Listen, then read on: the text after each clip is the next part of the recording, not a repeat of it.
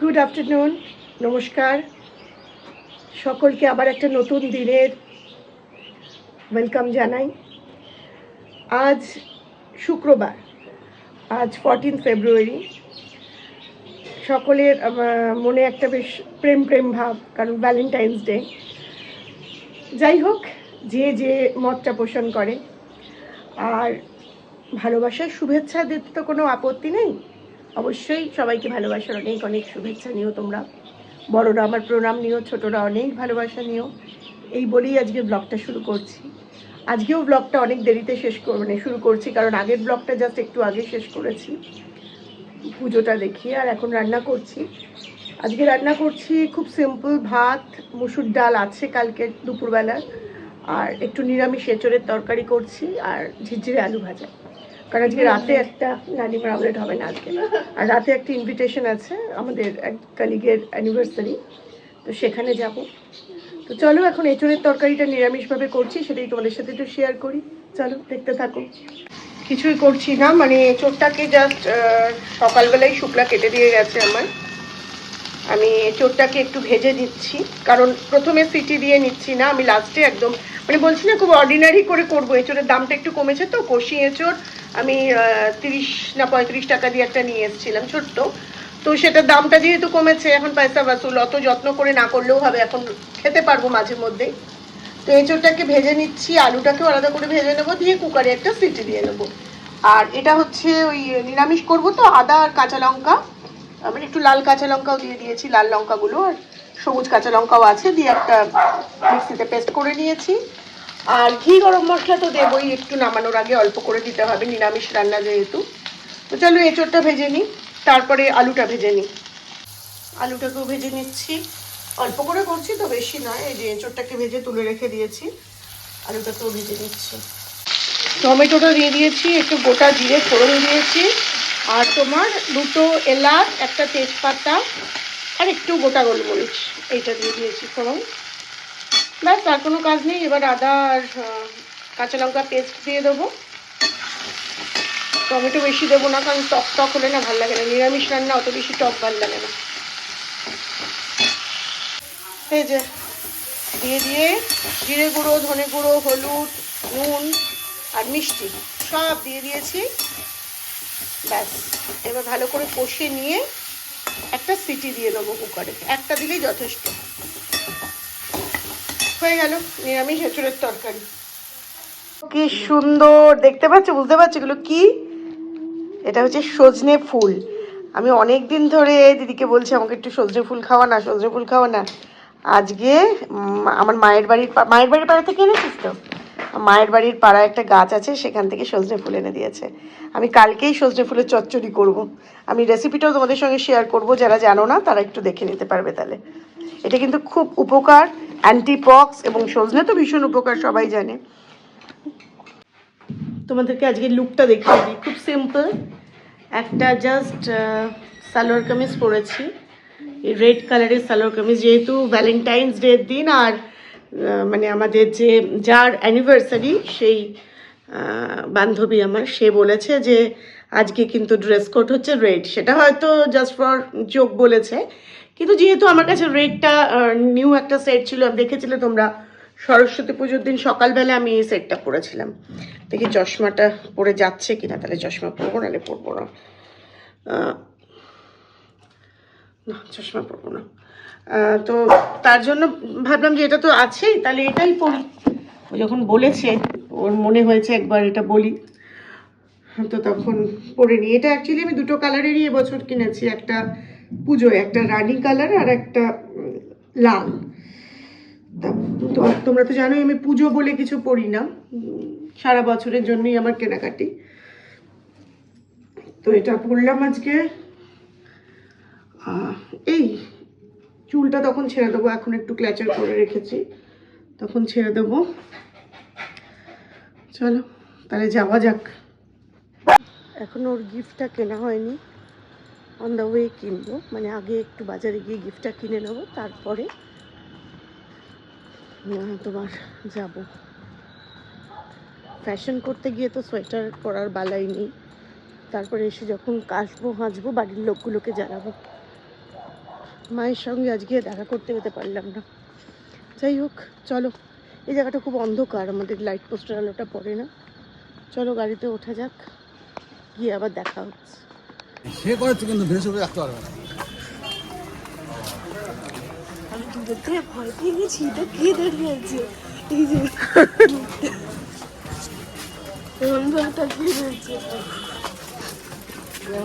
দাঁড়া,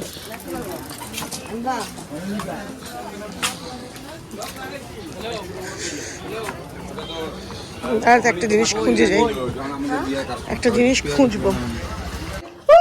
happy birthday, happy birthday. চলো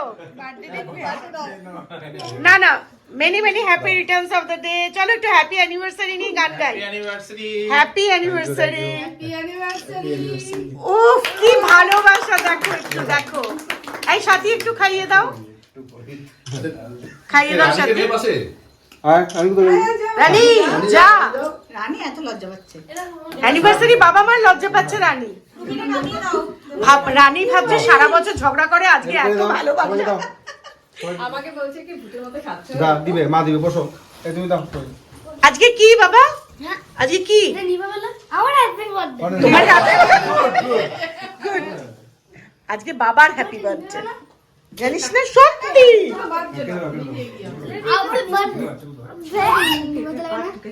হ্যাঁ হ্যাঁ হ্যাঁ, আশীর্বাদ করো, যুগ যুগ যেন আমরা নেমন্তন্ন খেতে পারি।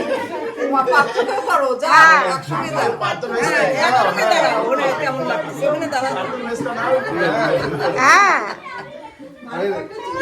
আজকের আমার ব্লগটা মনে হয় ভাইরাল হয়ে যাবে। আজকে ব্লগটা ভাইরাল হয়ে যাবে আমার।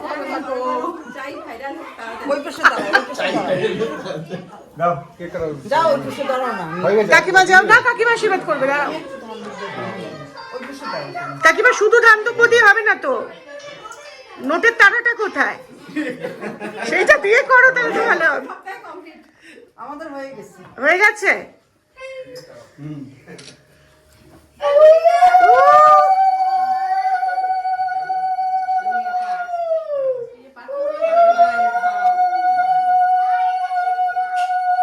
সুন্দর লাগছে।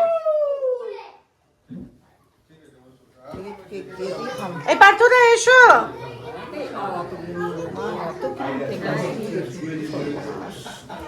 এই পার্থদাকে পাঠাও না, যাও না, পার্থদাকে ডেকে দাও। আসো আসো পার্থদা, তাড়াতাড়ি আসো। ওসব পরে নেবে, বাচ্চারা পরে খাবে, তুমি আগে আশীর্বাদটা নিয়ে নাও। আরে নোটটা দেওয়া হয়ে গেছে, ওই জন্য আশীর্বাদটা নিচ্ছে না এখন।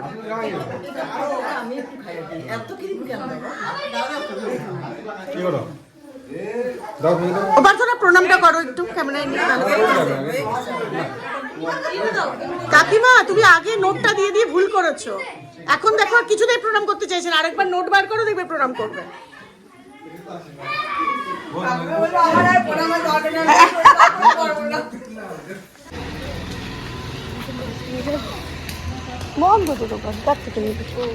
চলো এসো।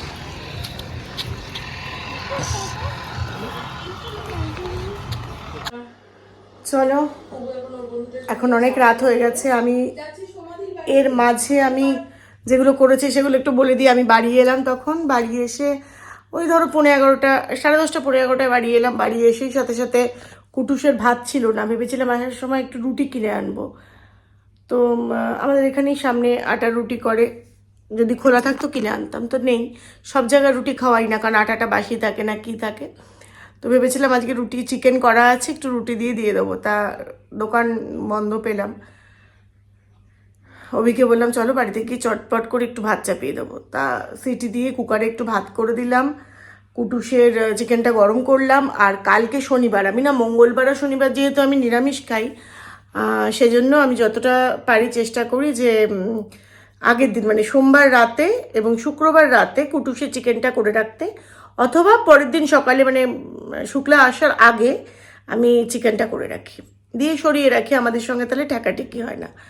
তো সেই জন্য কুটুসের চিকেন করে রাখলাম, অল্প একটু চিকেন। আর যে ভাতটা করলাম তার থেকে কিছুটা এখন খাইয়ে দিলাম, আর কিছুটা ওর মধ্যেই ওই বিরিয়ানি বলি আমি, কুকারের মধ্যেই ওর বিরিয়ানি, ওটা চিকেন বিরিয়ানি করে দিলাম ওকে। তা ছেলে খেয়ে নিলেন, তারপরে মানে ফ্রেশ হলাম, ফেস ওয়াশ দিয়ে মুখটাকে ধুলাম, ক্রিম টিম যা রাতের চর্চা করার করলাম, করে আর পাচ্ছি না। এখন মনে হচ্ছে যে বিছানা আমায় ডাকছে, কিন্তু দেখো বিছানায় শুলে না আর ঘুম আসে না। আর মানে একটু রাত্রিবেলা যদি বেশি খাওয়া হয়ে যাচ্ছে ইদানিংকালে, আমি জানি না বন্ধুরা কেন, আমার প্রচণ্ড গ্যাস অম্বল হচ্ছে। এতক্ষণ ধরে মানে ব্লগ করলাম, ব্লগ করার পরে মানে এন্ডিং যে সেশনটা সেটা করলাম, এতক্ষণ অবধি ক্যামেরাটাকে টিভির দিকে দিয়ে আমি ব্লগ করে বকে গেছি, পুরো সুন্দর করে যা যা তোমাদের সাথে কথা বলার সব কিছু করেছি। মানে আমি যখন এখন এডিট করছি, এডিটিংয়ে গিয়ে দেখছি যে কী হলো, আমি তো পুরো টিভি দেখাচ্ছি। আমি অন্য একজনের ব্লগ দেখছিলাম, সেটা টিভিতে দেখাচ্ছে, আমি কথা বলেই চলেছি। কিরকম বাজে লাগে না, এন্ড করছি সেখানে নিজের কথা নিজে না বলে। যাই হোক, যেখান থেকে শেষ করেছিলাম আমি সেখান থেকেই সেম কথাগুলো তোমাদের বলছি। সেটা হচ্ছে গ্যাস অম্বলটা এমন অতিরিক্ত মাত্রায় হচ্ছে যে একদিনকে সিমটম হলো রাত্রিবেলা মারাত্মক মাইগ্রেনের পেন হয়ে গেল, মানে মাথা দেয়ালে খাটে ঠুকছি। আমার গ্যাস থেকে, কনস্টিপেশন থেকে, ঘুম না হলে, প্রেশার বেড়ে গেলে আমার মাইগ্রেন শুরু হয়। সেটা হলো নেক্সট ডে হলো কি, সেদিনকে হলো হচ্ছে তোমার নিঃশ্বাস নিতে পারছি না, মানে মনে হচ্ছে অক্সিজেন সাপ্লাই কমে যাচ্ছে। এরম করে করে টেনে টেনে সারা রাত ওরমভাবে নিঃশ্বাস নিয়েছি, মানে পিঠে ব্যথা হয়ে গেছে। হলো আমি ভাবছি কি থেকে হচ্ছে, সর্দি থেকে, না কিচ্ছু না, গ্যাস অম্বল। আমি সেই জন্যই এটাই বললাম একটু আগে যে আমাকে একজন পার্টনার জোগাড় করতে হবে আবার ইভিনিং ওয়াক করার জন্য। মর্নিং ওয়াক তো করি, ধরো 15 মিনিট করলাম, ওই ফুলটা তুলে আনি, যদিও ওটা এনাফ নয়, আরও অন্তত হাফ অ্যান আওয়ার অন্তত বেশ ব্রিস্ক ওয়াক করা দরকার, কিন্তু সেটা হচ্ছে না। তার জন্য একটু মুটু মুটু হয়ে গেছি, বেশ মুটিয়েছি আমি শীতকালটাতে। আর কারণ আমি জানি শীতে এমনিতেই একটু মোটু হয়ে যায়, আর তারপরে হচ্ছে আরও কি বলতো, কম্বল সমান জিনিসপত্র পরলে না আরও যেন মনে হয় টেডি বিয়ার হয়ে গেছি। তো গরমকালটার জন্য ওয়েট করছি। আর এই শীতকালে ত্বকের যত্ন, মাথার যত্ন, মুখ যত্ন আর ভাল লাগে না। মানে গরমকালে স্কিনে কিচ্ছু মাখি না, নট ইভেন ময়েশ্চারাইজার, আমি কিচ্ছু মাখি না, একটু টোনিং করি ব্যাস হয়ে যায়, ম্যাক্সিমাম একটু সিরাম লাগাই, হয়ে যায়। যত্নটা করতে হয় না, পয়সা খরচটা কম হয়। যাই হোক, আর কিছু বলবো না, এখানেই শেষ করি। আর আমি একটা কথা তোমাদের সাথে শেয়ার করেছিলাম, কিন্তু ডিলিট করে দিলাম। সেটা হচ্ছে যে যখন আমি দেখছি যে আমার যে মানে ভিউজটা হচ্ছে সেই ভিউজটা সাবস্ক্রাইব যারা, তারা যতটা না পার্সেন্টেজ দেখছে, যারা নট সাবস্ক্রাইব তারা বেশি দেখছে। তাহলে এটা বুঝতে পারছি আমি যে যারা দেখতে পছন্দ করছো, তোমরা দেখছো, কিন্তু তোমরা হয়তো ভুলবশত ভুলে যাচ্ছ সাবস্ক্রাইব করতে। তো প্লিজ, এটা আমার একটা humble request to you all যে প্লিজ ডু সাবস্ক্রাইব। দেখো, তোমাদের একটা সাবস্ক্রিপশনে তো আমি বিশাল কিছু আর্ন করব না। এটা আমার যে ক্ষুদ্র প্রয়াসটা, আমার সারাদিনের কর্মব্যস্ততা দিনটা, এটা আমি সে কর্মব্যস্ততা হোক, রেস্টিং ফেজ হোক, আমি সেটা তোমাদের সঙ্গে পাবলিক করছি।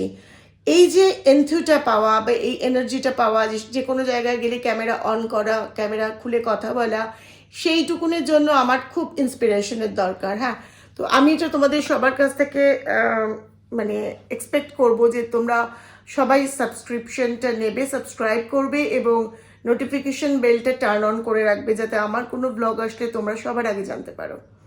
তো চলো, আমি এখন খুব শর্টসও দিই, যেগুলো হয়তো অনেকের ভালো লাগে। হ্যাঁ, একটু আমি একটু ঈশ্বর বিশ্বাসী মানুষ, একটু ঠাকুরের ওপরে শর্টস দিই। তো চেষ্টা করব আরও অনেক অনেক কিছুর ওপর শর্টস দেওয়া। তো চলো, এখানেই শেষ করছি। আবার একটা নতুন ব্লগে, নতুন দিনে তোমাদের সবার সামনে ক্যামেরার এপার আর ওপারের শুধু মেলবন্ধন হবে। ঠিক আছে? ততক্ষণ অবধি তোমরা সবাই ভালো থেকো। আশেপাশে সকলকে বলো যে তারা যেন সকলে পজিটিভ থাকে। এটাই মেন এখন, সুস্থ থাকা, ভালো থাকার থেকে বি পজিটিভ, কারণ পজিটিভিটিটা এখন আমাদের মধ্যে থেকে হারিয়ে যাচ্ছে। চলো, ততক্ষণ তাহলে stay tuned. Good night, sweet dream.